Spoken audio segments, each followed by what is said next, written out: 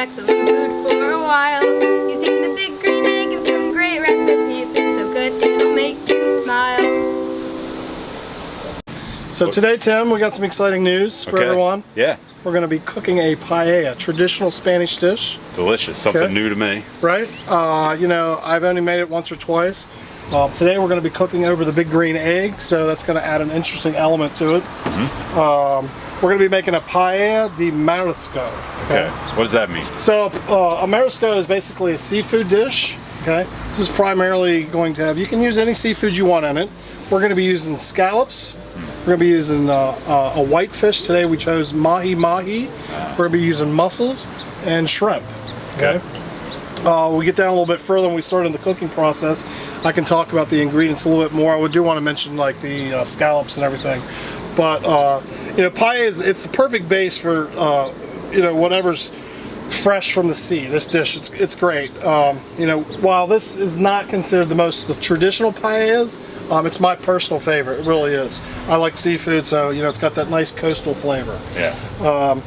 You know, if you have an opportunity to cook paella outside over a wood coal, or we're fortunate today we're going to be using the big green egg, so that's great. But you know, I want you to be forewarned. Paella is kind of a specialty dish. Yeah. It's a little bit difficult to make. Yeah. You and I are, you know, we love those challenges, so we're going to see if we can actually try to master this today. Oh yeah. And create some things that go along with a traditional paella. What would those be? Well, the main thing that we're looking for in our end result is what we want is a really good, what they call socarrat. Yeah. Socarrat. That's the crispy layer, so you have to be careful. It's we're going to get real close to like burning it, and we don't want to burn it. We just want to caramelize it, pull those flavors out, get that nice smoky flavor at the end, crunch on the bottom. That's what we're looking for. All right, we're going to walk a fine line. Absolutely. On a knife's edge. Right. I do want to mention, you know, it does take dedication to master the art of paellas. I have a personal friend, Scott Ketterman. He owns a business out in Portland, Oregon. He owns, his company's called Crown Paella, and this is what they specialize in. They do this all the time. You can see right here, this is our paella pan. This is a 24-inch paella pan, and I have another one that's about a 28. Scott's paella pans are probably about 4 feet in diameter. Holy moly. Huge monster beast. Wow. He's got 6, 7, 8 of these things going. He's cooking for 200, 300, 400 people, so it's pretty amazing stuff. But you know, again, we're firing up our coals here. We're getting this going. Here in a second, once we get this working, we're going to make a simple stock over here. Okay. We're going to do that over some gas flame. We're going to use shrimp shells and stuff for that, some onions in there. We'll get that going, and then we'll get some vegetables cut and get this project started. All right, well, let's get going. Excellent. I do want to talk about our paella pan here for a second. The one thing I failed to mention that we do want to put in our stock is we're gonna put some kosher sea salt in there, season it up a little bit. We can do that now, or we can do it the next step after we do our straining. So we just got to make sure that we don't forget about that. I do want to talk about our paella pan, or Pallea. Okay. Is what it's known as. That's where the name comes from, the actual pan. We're using a 22-inch pan today, and if you can see, it's got these little dimples in here. You know, some people always wonder, what are the dimples for? What are the dimples for? Essentially, what we're looking to do here is this is going to trap the liquid, and it's going to promote even cooking. Okay. So. It also prevents the pan from warping, makes the pan a little bit more durable and everything. Allows it to flex. Yeah, it gives it some flexibility, that's exactly right. And the last thing that's really interesting about these pans, the way they're made nowadays, is it's really nostalgic, because these pans at one time were all hand hammered. Yeah. Yeah, so you know, 500-600 years ago, when the recipe first came out, that's, you know, and the Spaniards, they were just all hand forged. Yeah, no other way. That was pretty amazing stuff. Yeah. So we got our seafood broth working. Next thing we're going to do is we have to start cooking down some, we're going to make what they call sofrito. Okay? That's really the first step in making a good paella, sofrito. So essentially what we're going to do, we have these beautiful tomatoes. These are all locally grown. Again, you know, we talk about where you can get these things. Savage River Farm, Backbone Farm, you know, Goodness Grows. There's all kind of places around here, so don't be afraid to go to the farmer's market and pick up some good stuff. Yep. What we're going to do, we got these nice organic locally grown tomatoes. I got some padron peppers that we put in there. We're not going to put a lot. We're going to put just enough to get a little bit of heat. And these are actually grown from a plant that you had given me. Yep, I gave so you we those. pulled these right off the plant. Some nice organic, locally grown onions, and we got some peppers. Okay. Now the sofrito part is essentially we're going to take our onions and we're going to put them on a box grater. Okay. We're really just trying to get off the skins and the seeds pulled out. We're looking for the juice. We're going to do the same things with the onions. Yeah. Essentially, we're just looking to get like a nice, finely grated. Okay. And then the first step in making our dish is once we get that project done, we can actually just go to the next step, which was going to be making the sofrito. Okay. What we're going to do with that, we're going to get our pan hot. Okay. Once we're at our coals, we establish that our coals are good. We're going to pan hot. We're going to put some extra virgin olive oil in there. Okay. Once you get the pan's going to heat up quickly. You got to make sure you're ready for this next step. Yeah. We're going to put in our tomatoes. We're going to put our onions. We're going to put in a little bit of garlic. We're going to mince that down real fine as well. Right. We're going to start cooking that down, and we're going to constantly be stirring and stirring and stirring. What we're looking to do at that point is really just incorporate, and you're making a fresh sauce. Yeah. From the onions and the tomatoes. Oh man. The peppers, we're going to leave whole. They're going to be more crunchy inside the dish itself. Okay. But we will cut those down. I think I would leave them whole at this point, take the ends off. Maybe take it all the way down to that root. I wouldn't even take that root end off, actually. Okay. That might give us just a little bit of handle to work with. And then we're just going to run those across a cheese grater, grate box. Okay, great. And safety first. Yeah. That way it'll give us just a little bit of handle. And then we're going to do the same thing with the tomatoes.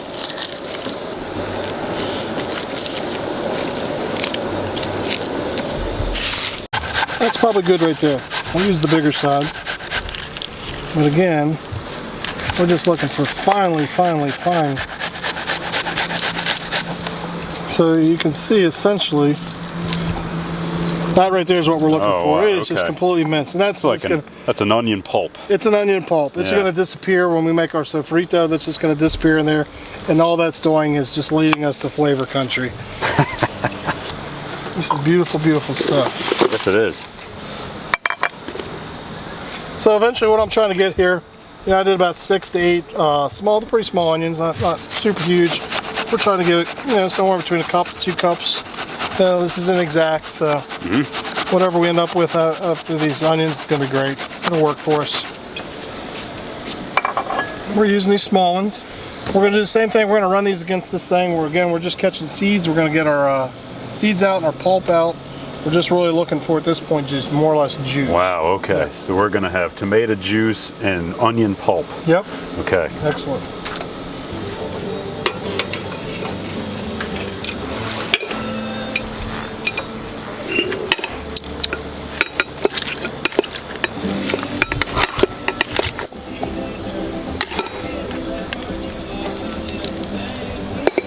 So we got this beautiful stock. I mean, this is our shrimp stock. It's got our seasoned up. We can probably put a little bit more. We'll adjust it. We'll taste it, kind of adjust it, see if it needs a little bit more seasoning. But the saffron is really what gives it that nice, beautiful just color. It's just gorgeous. It smells delicious. It smells just very fresh, nice seafood flavor. It's beautiful. Good stuff.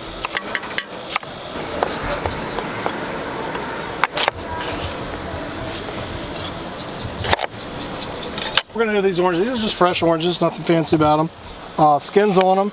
We're going to use these actually as some smoke. Yeah. We're going to put these right over our coals, kind of pull out some of that citrus Oh my gosh. smoke flavor. Yeah. We'll see where it lands us. We're taking about 3 or 4 of these things and just slicing them down, kind of leaving thick cut. And it should be interesting. They smell nice and fresh, huh? Yeah, so I mean, at this point we have an unbelievable amount of flavors happening. And we're just going to have to rehash this at some point. Oh yeah, we will. There's so much happening right now. I think one more and we're probably in pretty good shape. We have our tomatoes somewhere around here. Right here we got about 3 cups. Yeah, that's maybe, perfect. Of fresh tomato juice. That's beautiful. Oh, that's going to be used to create our sofrito. I was going to set that there. I don't think that's the best place. Okay, I'll take it back. We lose that and it's not good. A couple things that we do have that I want to talk about that we're going to put in here is essentially, this is a smoked paprika. This is imported. This is a Spanish smoked paprika. You can buy these sweet and hot. I think the smoke there's flavor there, not a lot of heat to it. Okay. We're going to use some of that in it. But one of the most important things, we do have some fresh thyme here, that's beautiful. So we have some mahi-mahi, that's what we're using as our white fish. Our scallops, these are dry scallops. Dry versus wet, we can talk about that at a later date, but anytime I'm using scallops, I'm using dry scallops. Okay. It just means that they're not pumped with any chemicals, completely clean and natural. But the biggest thing that we have here, and the most important thing in this, besides the saffron, really is our rice. Okay. Bamba rice. Bamba. Okay. Right. There's two types of rices essentially. There is an actual, this is a Calaspara brand, Bamba. Bamba is the most commonly used for paella chefs. This is grown in Calaspara. There's actual rice that comes out of Calaspara under the same name. Okay. A little bit trickier to use. The Bamba creates a really nice effect. It's a medium grade. It soaks up a lot of broth. It's able to soak up a lot of broth, still keeping it kind of toothy. Now we're looking for that al dente effect at the end, Okay.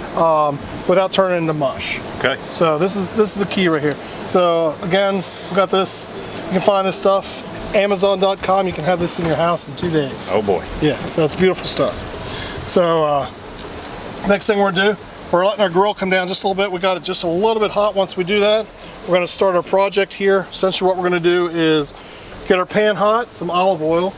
The procedure or the method here, what we're using is we are going to sear our scallops just a little bit with our fish. We're gonna pull those out, okay? I just wanna like sear them off, get a little bit of flavor going in there. We're gonna do that with some olive oil. Yep. Probably add a little bit more olive oil. From there, we're gonna create our sofrito. So the first thing we're gonna do is we're gonna saute on some peppers, cook those down a little bit. Then we're going garlic, onions, and some fresh thyme, and our tomato juice. Okay. We're gonna cook that, nice burgundy color. We're gonna cook that down a little bit. And then from there, we're gonna introduce our stock and our rice, and we're well on our way to making a great paella. And we watch it cook, yeah? Absolutely. Okay. Process, we're gonna, Got your olive oil. We got our grill at about 400. We want to bring it down to about 350. yeah, I mean, we get it somewhere in that area, that general area. Yeah. Got a nice coating on the pan.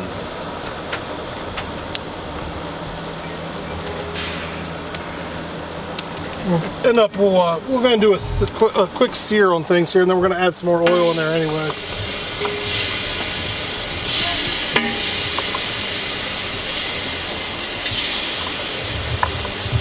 You know, the main thing I always suggest is, you know, I season as I go along. We already seasoned our stock. We're going to go ahead and season our fish and the scallops here a little bit as well. Again, we're just on a quick sear on these. And then we're going to take them back out of that pan. These are good sized scallops. I mean, they're These at least are 1 inch across. Yeah, these are 10 to 20s. All right. So essentially what you're going to get is between 10 and 20, you can figure an average of 15 per pound. Right. That's where we're getting that number from.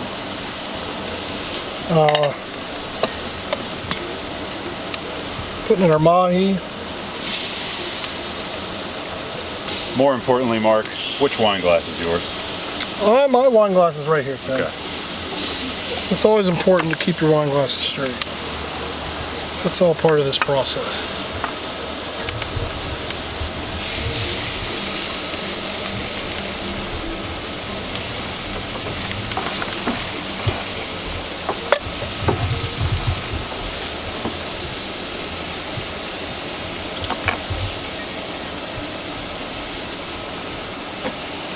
We're well on our way now.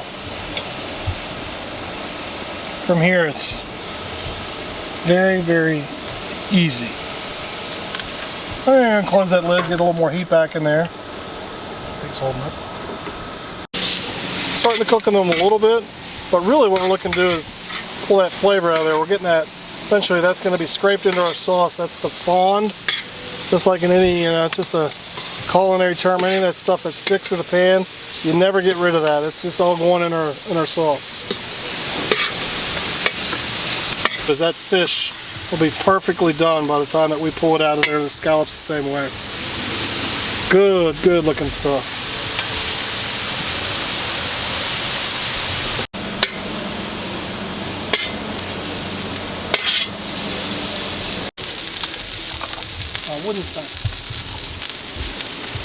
Here go the peppers.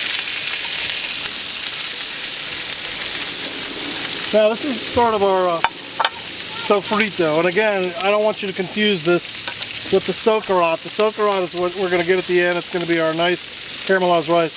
This is the start of our sofrito, but at this point, any vegetables that you would want to use on it, we're just choosing to use just a green pepper. That's going to be start of our chunkiness, and then our sofrito really is going to be our onions, garlic, and our tomatoes. For a fresh thyme, we're going to cook that all together, so it starts to cook down. And from there, we're going to introduce stock, and then our next phase will be our rice. Well, it's looking beautiful. We're getting some smoke in there.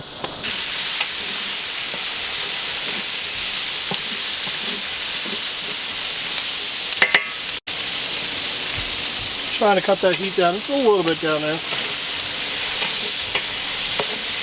Again, we're not looking to get this real cooked. This is going to cook inside or soft. See, this is caramelized on the pan. This is going to be all good stuff. Eventually, it's going to go inside here.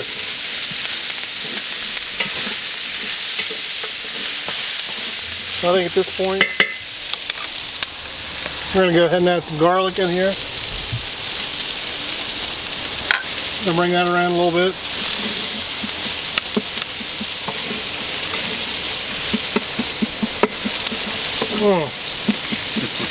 You can smell that. You smell that? Yeah. Yeah, it smells pretty good, right? It looks even better. There goes the grated onions. Oh my gosh.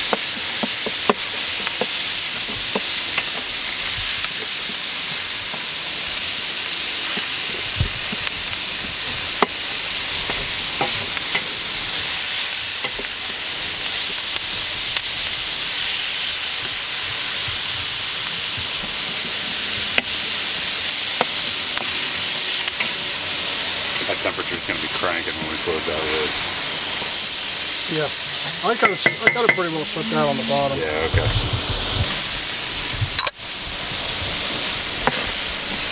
Again, not a lot of heat. Gonna put some flavor in there for us.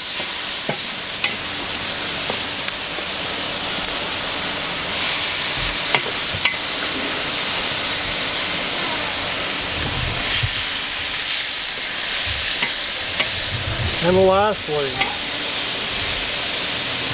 you got the honors, Tim. Go ahead and put our fresh juice in there. Okay. Delicious, fresh tomato juice. Oh my gosh. Oh yeah, that's beautiful. Now you see all that stuff right there, all that stuff? Yeah. That's the fond. That's just coming right back up into our sauce. You're deglazing. It's just a deglaze. It's being cooked down. And look, you can see that pan's just being cleaned again. The amount of flavors that are going into this is really pretty unbelievable.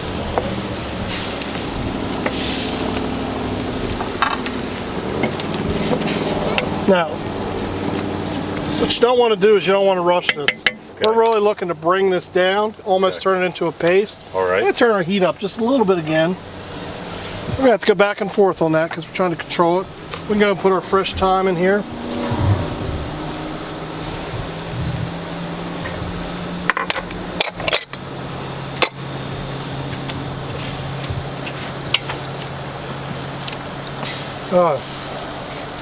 Oh, it's amazing.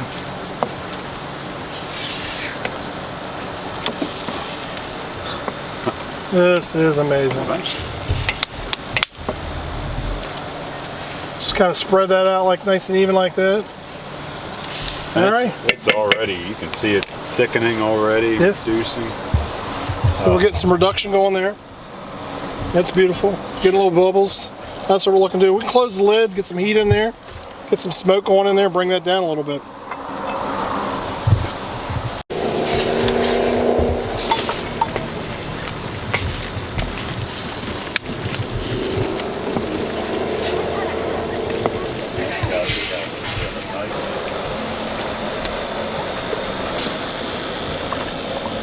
Again, this is our delicious saffron infused shrimp and onion stock. Really amazing stuff to go on top of And I think we pretty flavors. much nailed this. I think we are real close to having 9 to 10 cups. So we're about perfect on that amount. Should be about the right amount that we want to put into the amount of rice that we're going to be using, which is going to be 3 cups of the bamba. So I think we're safe here.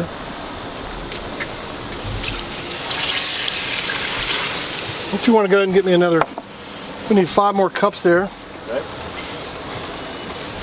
I'm going to go and take a peek down in here and check on these, make sure we got a good smoke going. Where our oranges are. Pine cones and oranges down there. I'm smelling delicious.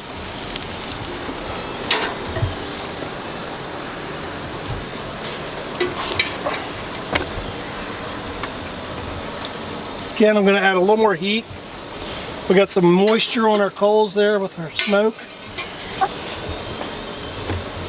Once we get that to a simmer, sorry, we're on 8 here. That's a bit more than 8. Give me just a little bit more, just a little fraction. And we'll have enough to play with there at the end if we need it. Beautiful. All right, we're gonna close that lid a few minutes. Once we get that comes to a simmer, essentially what we're gonna do is we're gonna add our bamba. One thing I am gonna add right now, Tim, I'm gonna put a little bit of our pimento in, which is our smoked paprika. Not a lot, but we're gonna add a little bit of that, a couple pinches of that. Teaspoon about? Yeah, maybe just a fraction more than that. Yeah. I'm kind of adventurous here today. Please, feel free. Whoa. So maybe we say a tablespoon? Yeah, at least.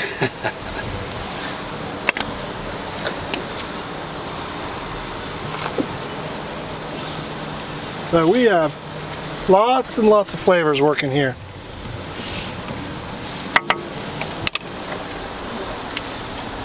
Wow, can you smell that smoke? That is amazing. Don't mind if I do. No, do it up.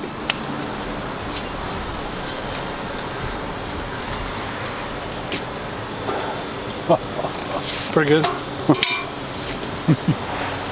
Yeah. Getting bathed in orange and pine smoke here, Mark.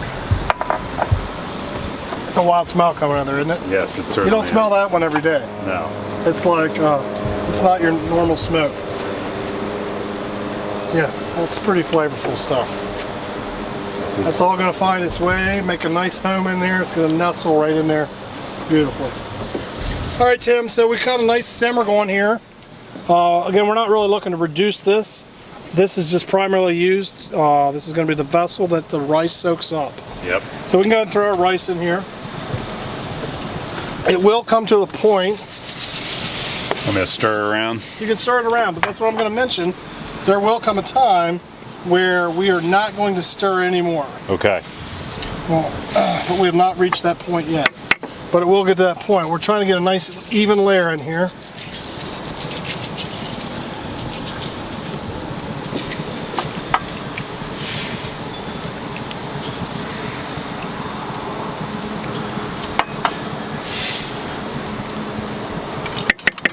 That's looking beautiful.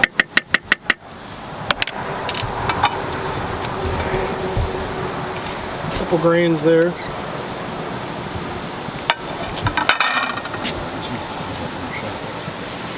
Like, let that settle in like that. Let it get nice and even, the rice that is. Really got a pretty good even heat happening. That's We really do. a beautiful thing. I'm going to turn that down just a little bit on the bottom. I'll shut that for a minute, and then I'm going to add our seafood, which we already started. Just throwing the shrimp right on top. We're going to mix those in. Okay, we are going to mix again. This will be our final time, because we are starting to get approaching here for our silk-a-rot. You can hear it starting to get crunchy. Yeah, I can see it. We can probably go and take the bottom. last of that little stock there. Okay. Go ahead and give it to us. Yeah. Oh, that's the stuff. We're just a little bit early yet for that silk-a-rot, but we're good.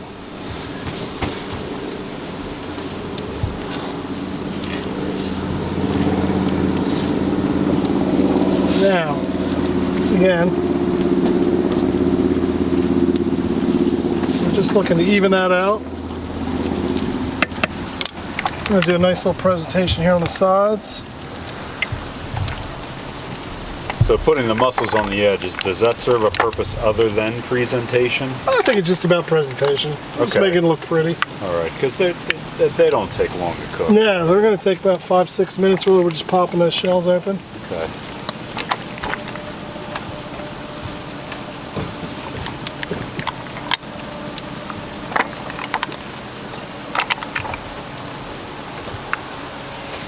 We're going to put this right here on top. We're going to spread that out nice and evenly. We're putting our scallops and mahi-mahi back on, and that is what we started with. That is what we seared in the very beginning to start these amazing flavors. Absolutely. From here, we are not touching that until we eat. Just gonna let it sit. We're hoping for a good crusty rice with this delicious seafood on top.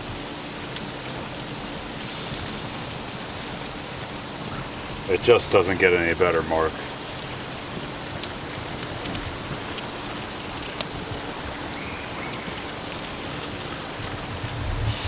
Last thing we're going to do, we're going to put a little fresh parsley on there just for looks. Okay. Really, that's our last thing. That's the restaurant chef coming out. I know, right? Try to get a couple of those seeds out there.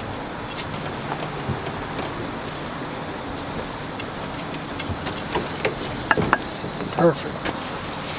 So at this point, all we're doing is we got that final cook in there. We're trying to achieve the socarrat. So really, what we're doing is we're listening and smelling. We definitely don't want to burn this beautiful project that we've been working on.